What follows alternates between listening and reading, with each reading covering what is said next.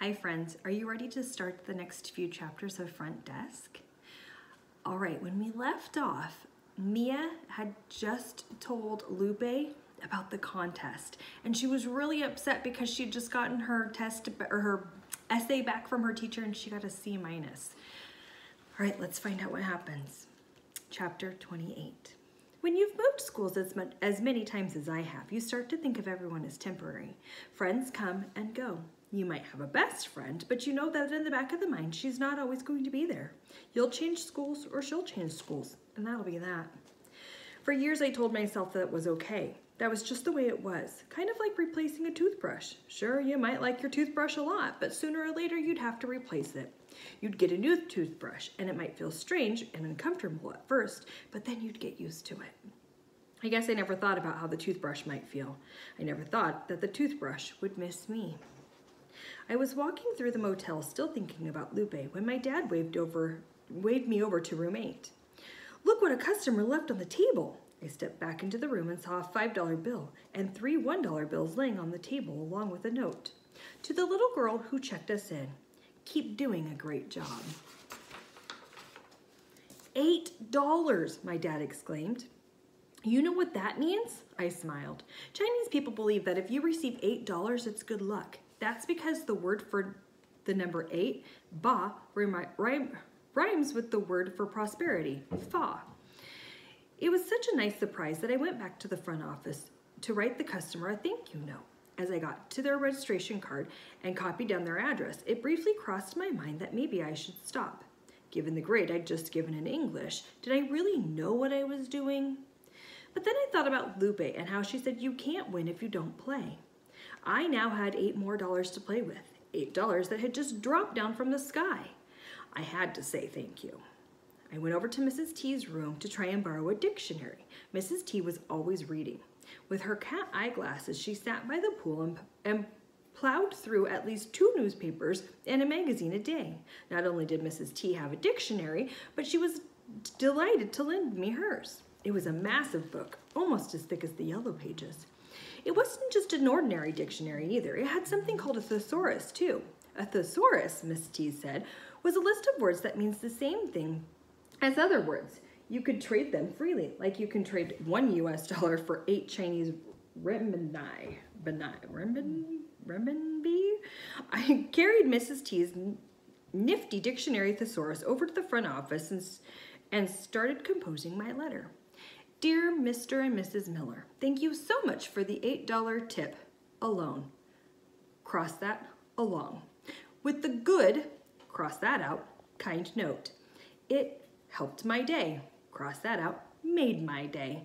And I was having a bad day. I got a bad grade at school. It was so bad that I was thinking about not doing, giving up in something. But then 2 things happened. My friend from school said something nice to me, and I got your note and tip. I think that's a sign. Do you? Don't you? My parents believe in, cross that out, are big on signs. I'm not especially if they are bad, but I think I like the good ones. Thanks for giving me a good sign, and thanks for staying at the Calvista. I hope you come again soon. Sincerely, Mia Tang, Assistant Manager. I worked with Mrs. T's thick dictionary thesaurus, trading words, looking things up, learning phrases like big on and made my day, crossing things out and trying things on until at last I was satisfied with my letter. I copied the letter over to a clean sheet of paper, sealed the envelope, and placed it in the outgoing mail pile.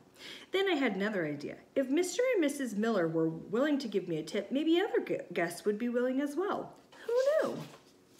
Maybe if I saved up, I could have enough to enter the essay contest. I called Lupe. That's a great idea, she said. You should totally do it. Lupe said, everyone was always giving tips in restaurants. Even her dad, if he did an extra good job, got a tip from a customer. Except Mr. Yao, of course. Mr. Yao never gave Lupe's dad a tip. Not even on Christmas Day last year when he had to go over to her house to repair the cable. The tip jar would have to be a secret, though. Mr. Yao couldn't see it. If he saw it, he'd just take the money like he took everything else. I wasn't even sure I wanted my parents to see it. They still say I don't stand a chance.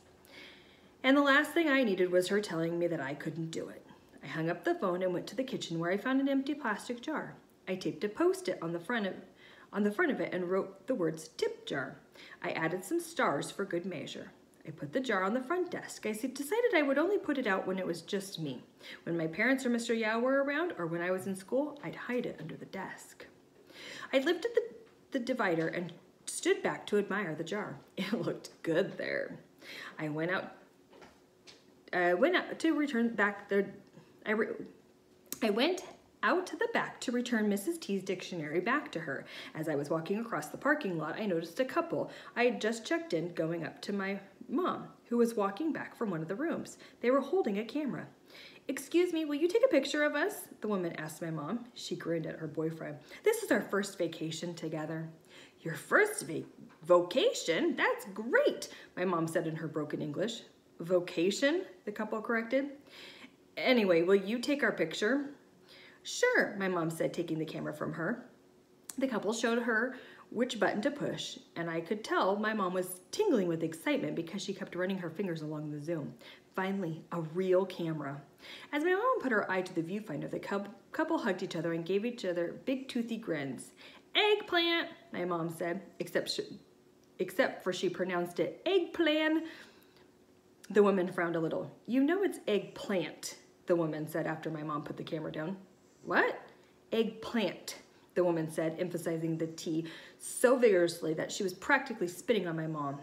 I could feel the heat of my mom's embarrassment from where I was standing. "And if you're going to say it, you should say it right. And really, you should be saying cheese," the woman said as she walked off with her camera. My mom just stood there looking so sad that I wanted to run up to her and tell her, "Hey, it's okay. I just got a C- on my English story. I know how you feel." But I knew this wouldn't make her feel better. It would only make her feel worse.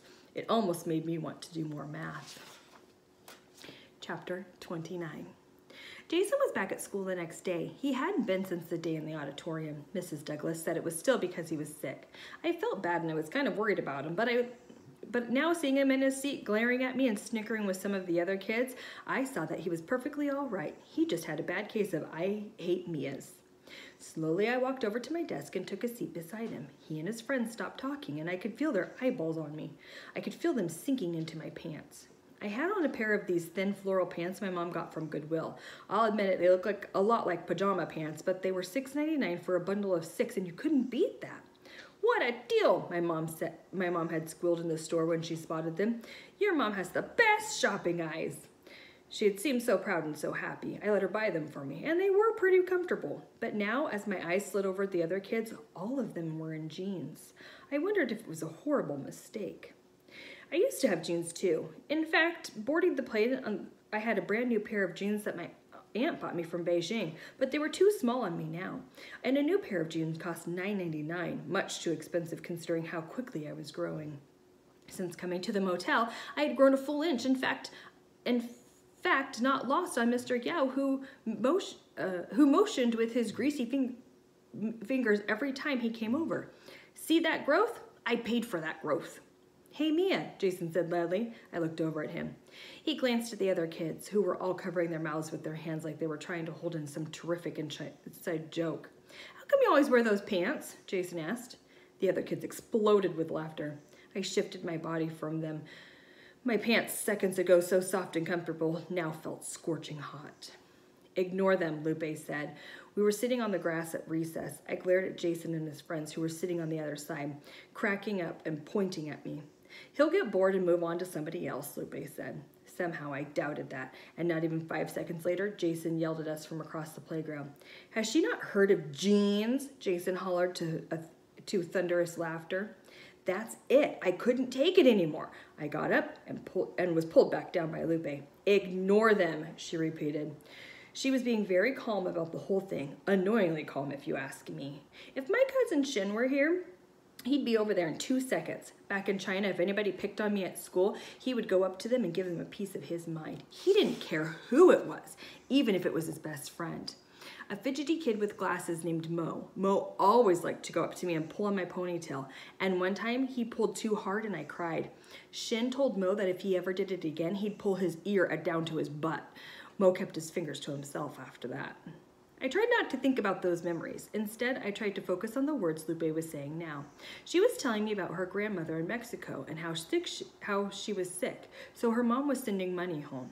That's why money was so tight for their family. I nodded as I listened, trying hard to not look down, because despite everything she was saying, Lupe was still wearing jeans. Chapter 30.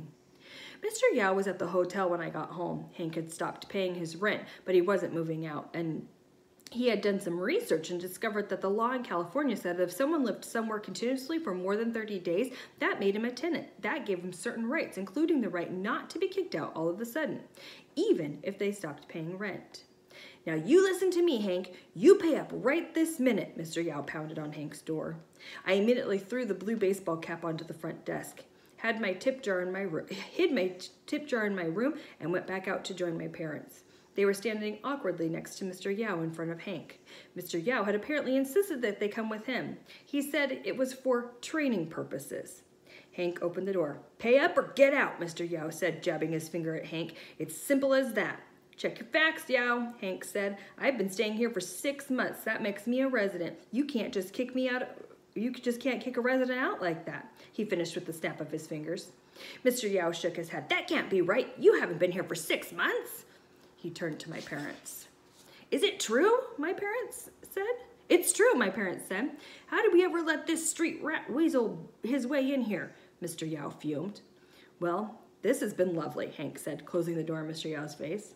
Mr. Yao pounded on the door, shouting, You're a loser, and this isn't over. When Hank refused to open up, Mr. Yao turned to my parents. You two, in my office, now! My parents exchanged worried looks as they followed him back to the front office. For the next 15 minutes, I listened to Mr. Yao yammer on and on of my parents from my room. He said that if Hank did not pay up, we would have to pay for Hank. He was going to take the rent straight out of our salary. Anger brewed inside me, scalding hot. All right, friends, that's it for today. I'll see you next time.